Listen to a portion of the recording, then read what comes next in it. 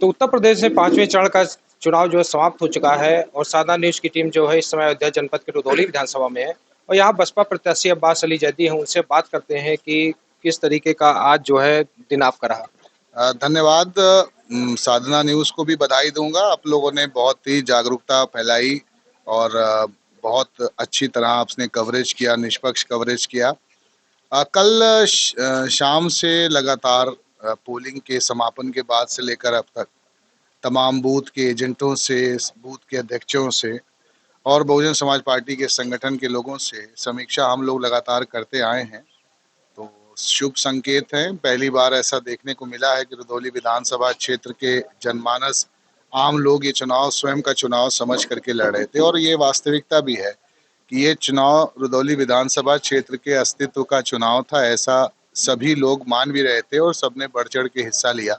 मैं उनका धन्यवाद दूंगा, उनको बधाई दूंगा कि हम सब ने कम से कम रुधौली विधानसभा क्षेत्र में जो 10 साल से अराजकता है, उस अराजकता को समाप्त करने में कामयाबी हासिल की है।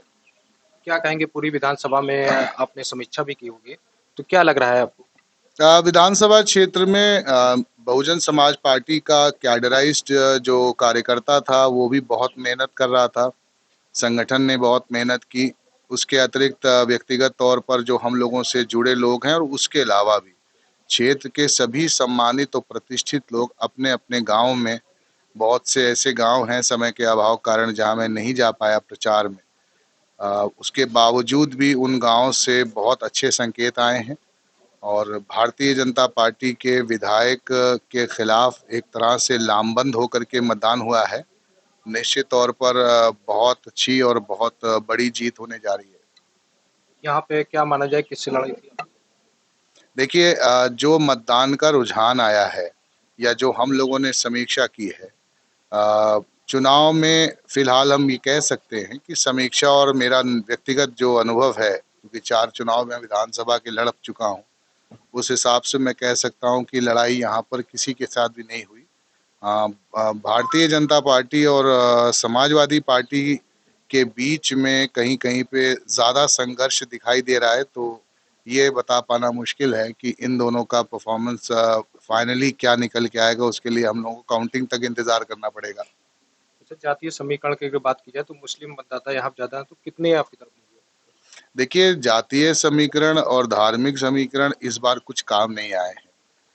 पूरी विधानसभा क्षेत्र के सभी जाति और धर्म के लोगों ने, सभी वर्ग के लोगों ने निश्चित तौर पर बहुत अच्छा और बहुत बड़ा समर्थन दिया है। इसको मैं इस तरह भी सिद्ध कर सकता हूँ कि बहुत सारे ग्राम सभाएँ जहाँ पर हम लोग चुनाव प्रचार के लिए विशेष तौर पर नहीं गए, उन ग्राम सभाओं में भी बहुजन समाज पार्टी का चुनाव निशान हाथी बहुत अच्छी मार्जिन से जीत रहा है। तो ये बात पहली बार ऐसा देखने को मिला है। मैं नहीं जानता उत्तर प्रदेश में चुनाव किस आधार पे हो रहा होगा, परंतु रुधौली विधानसभा क्षेत्र में कम से कम धर्म और जाति के बंधनों को तोड़ करके हुआ है। इसीलिए ये रुधौली विधानसभा क्षेत्र के भविष्य के लिए और वर्तमान दोनों के लिए बहुत शुभ संकेत है। अगर माना जाए कि पूरी विधानसभा में आपके सपा के जो वोट थे, वो यादवों के ज़्यादा गए हैं और आपका जो मूल कैडर होता था कि बहुजन समाज पार्टी में आप गए हैं, तो जो अनुसूचित जाति के लोग थे, तो वो लोग आपकी तरफ मूव किए हैं कि भाजपा की तरफ गए हैं, क्या रुझान रहा? देखिए, सभी वर्ग के लोगों में, एक आध जातियों को छोड़कर सभी वर्ग के लोगों में मेजॉरिटी वोट हम लोगों को मिला है, सभी जाति का। और रहा सवाल बहुजन समाज पार्टी के मूल वोटरों का, तो निश्चित तौर पर इस बार उनमें बहुत ज़बरदस्त उत्साह था और बड़ी तादाद में हम लोगों को बहुजन समाज पार्टी का वोट मिला। उसका कारण है कि बहुजन समाज पार्टी का वोट बहुत दल के प्रति बहुत समर्पित भी है और ईमानदार भी है। लेकिन मैं ये ज़रूर कहूँगा कि विधानसभा क्षेत्र में एक आध लोगों को छोड़कर सभी जाति का maximum vote Bahujan Samaj party के पक्ष में गया है, जिसमें अल्पसंख्यक भी हैं। तो कितने का आंकड़ा आप पार करेंगे?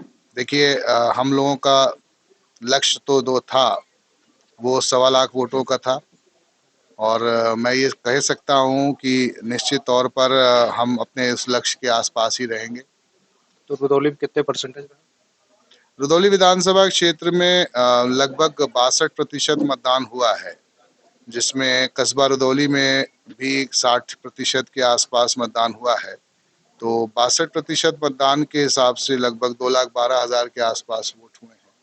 तो ये चुनाव, मैं ज़रूर कहूँगा, ये चुनाव इस क्षेत्र के लोगों की जनभावनाओं पे आधारित था और बहुजन समाज पार्टी के कार्यकर्ताओं और नेताओं और संगठन की मेहनत पर आधारित था। इसका श्रेय मैं रुदौली विधानसभा क्षेत्र के हर उस व्यक्ति को देना चाहूँगा कि जो बहुजन समाज पार्टी को मजबूत किए है, और हर उस इंसान को भी देना चाहूँगा कि जिन्होंने दलगत भावनाओं से ऊपर उठ करके इस चुनाव में एकजुट होकर के हम लोगों को वोट दिया। तो भाजपा भी 1 लाख के ऊपर दावा कर रही है, आप 100 लाख के करीब कर रहे, तो सपा कहाँ गई? भारतीय जनता पार्टी अगर इस तरह का कोई दावा कर रही है तो मैं समझता हूँ 10 साल विधायक रहते हुए उनको कम से कम 5-6 हेलीकॉप्टर उतारवाने की ज़रूरत नहीं थी। अगर 10 साल काम किया होता उन्होंने, 10 साल लोगों के सम्मान की रक्षा की होती, 10 साल लोगों को अपमानित न किया होता, 10 साल जातिगत भावनाओं से कार्य न किया होता, तो वो खुद अपने कार्यों पर भी वोट मांग सकते थे। और अगर वो इस तरह का कोई दावा कर रहे हैं तो अब इसके ऊपर मैं इतना ही कह सकता हूँ कि 10 तारीख तय कर देगी कि किसके दावे में दम है। बाहरी लोग हैं, इस विधानसभा क्षेत्र के नब्ज को अभी भी समझ नहीं पाए हैं। हम लोग स्थानीय हैं, हम लोग जानते हैं कि इस विधानसभा क्षेत्र की नब्ज है। निश्चित तौर पर बहुजन समाज पार्टी को बहुत बड़े मतलब समर्थन भी मिला है और हम लोग अच्छे वोट पाएंगे और अच्छे मार्जिन से चुनाव जीतेंगे। तो आपका जो नारा था बाहरी वाला, तो क्या फैक्टर काम कर ये नारा रुदौली विधानसभा क्षेत्र में रहने वाले हर व्यक्ति का था और ये वास्तविकता भी थी। 10 सालों से जो इस क्षेत्र में सम्मानित विधायक जी कार्य कर रहे थे, उनके कार्यशैली से और रुदौली विधानसभा क्षेत्र की संस्कृति से मेल नहीं खाता था। और यही कारण है कि उनकी कार्यशैली को पूरी तरह से परिवर्तन करने के नाम पर पूरी विधानसभा क्षेत्र आम तौर पर इस बात के लिए राजी थी कि अब की बाहरियों के खिलाफ मुकाबला होगा। और कहीं न कहीं समाजवादी पार्टी ने उस मुकाबले को और दिलचस्प किया, उन्होंने भी बाहरी भेज दिया, तो हम लोग निकले थे तो एक से निपटने के लिए 2 से निपटा गया है। तो 10 मार्च को क्या रहेगा? 10 मार्च को उत्तर प्रदेश में आदरणीय बहन सुश्री कुमारी मायावती जी के नेतृत्व में सरकार बनेगी। यूपी में तो कहीं दिखाई नहीं पड़ रहा है बसपा की। 2007 में भी किसी को नहीं दिखाई देता था।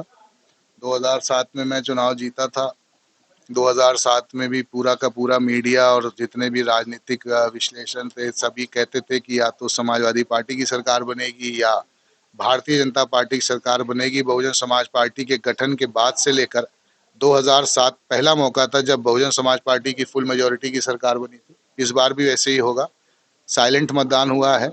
भारतीय जनता पार्टी से जो लोग नाराज थे उनको समाजवादी पार्टी नहीं हजम हो रही थी, समाजवादी पार्टी की सोच और उसकी नीतियां नहीं हजम हो रही थी। निश्चित तौर पर इसका सबसे ज़्यादा फायदा बहुजन समाज पार्टी के लोगों को होगा।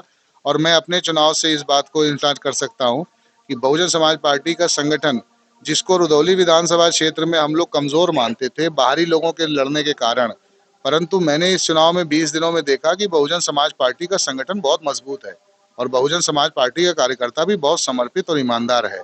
तो इस तरह हरी विधानसभा में बहुजन समाज पार्टी का संगठन है। निश्चित तौर पर राजनीतिक समीकरण भी बसपा के पक्ष में है और जो परिस्थितियां हैं उत्तर प्रदेश की, वो भी बहुजन समाज पार्टी के पक्ष में है। 10 मार्च को इतिहास रचा जाएगा। निश्चित तौर पर हम इतिहास नहीं रचेंगे, सरकार बनाएंगे, सरकार बना करके किसानों की समस्याओं का समाधान करेंगे। और सबसे बड़ी बात है लॉ एंड ऑर्डर। तो ये पूरा देश जानता है कि उत्तर प्रदेश में लॉ एंड ऑर्डर सिर्फ और सिर्फ 3, इससे पहले 4 बार मुख्यमंत्री रही आदरणीय बहन जी, जितना अच्छा लॉ एंड ऑर्डर उस सरकार में हुआ उतना किसी भी सरकार में नहीं हुआ है। ये हमारे साथ जो है रुदौली विधायक जो है अब्बास अली जैदी रुश्दी थे, उनका साफ तौर पे कहना है कि 10 मार्च को रुदौली का इतिहास के पन्नों में दर्ज होता हुआ नजर आएगा। सहयोगी रमेश पांडे के साथ विनय मिश्रा, सादा न्यूज, अयोध्या।